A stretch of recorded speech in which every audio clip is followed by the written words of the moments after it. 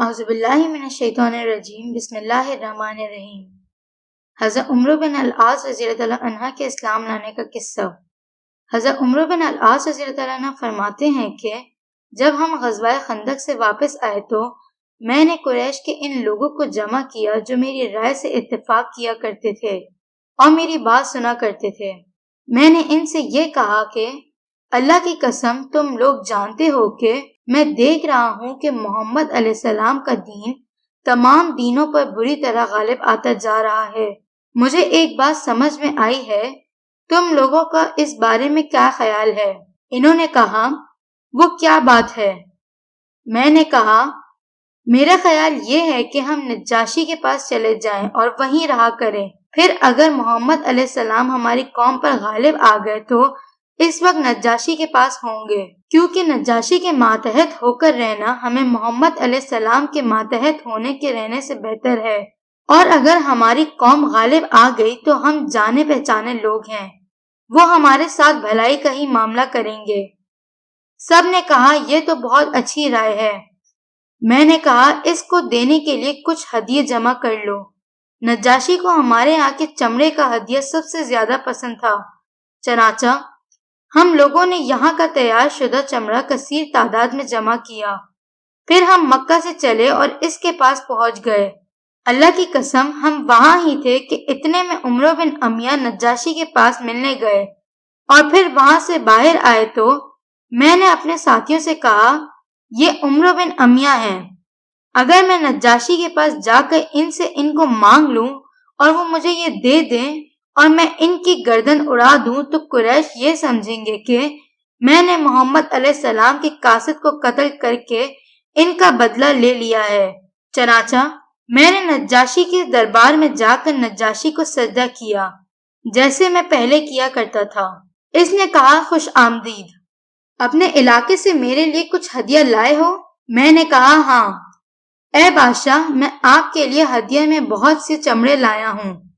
چنانچہ میں نے وہ چمڑے اس کے سامنے پیش کیے، وہ اسے بہت پسند آئے کیونکہ وہ اس کی مرضی کے مطابق تھے۔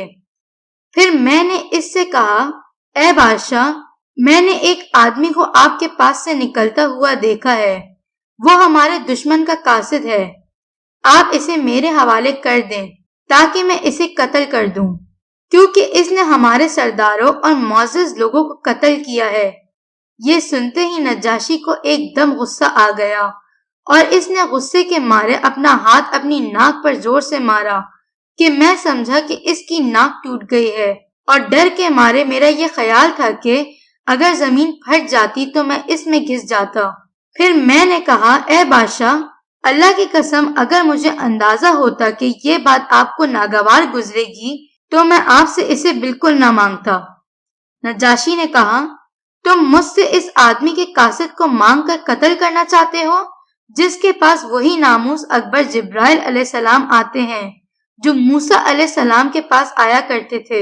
میں نے کہا اے بادشاہ کیا وہ ایسے ہی ہیں؟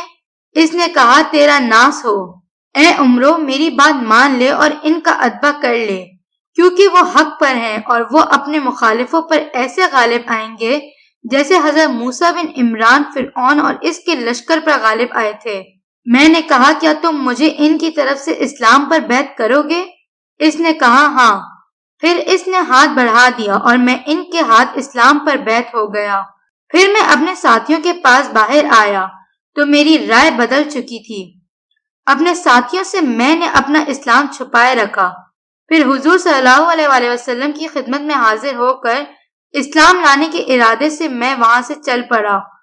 راستے میں مجھے حضرت خالد بن ولید ملے، وہ مکہ سے آ رہے تھے۔ یہ واقعہ فتح مکہ سے کچھ پہلے کا ہے۔ میں نے کہا اے ابو سلیمان کہاں جا رہے ہو؟ انہوں نے کہا اللہ کی قسم، بات واضح ہو گئی اور یہ آدمی یقیناً نبی ہے۔ میں نے کہا اللہ کی قسم میں بھی مسلمان ہونے جا رہا ہوں۔ چنانچہ ہم دونوں مدینہ حضور صلی اللہ علیہ وسلم کی خدمت میں پہنچے۔ حضرت خالد بن ولید آگے بڑھ کر مسلمان ہوئے اور انہوں نے حضور صلی اللہ علیہ وسلم سے بیعت کی۔ پھر میں نے قریب ہو کر عرض کیا یا رسول اللہ، میں آپ سے اس شرط پر بیعت کرتا ہوں کہ میرے پچھلے تمام گناہ معاف ہو جائیں۔ آئندہ کے گناہوں کے متعلق مجھے خیال نہیں آیا۔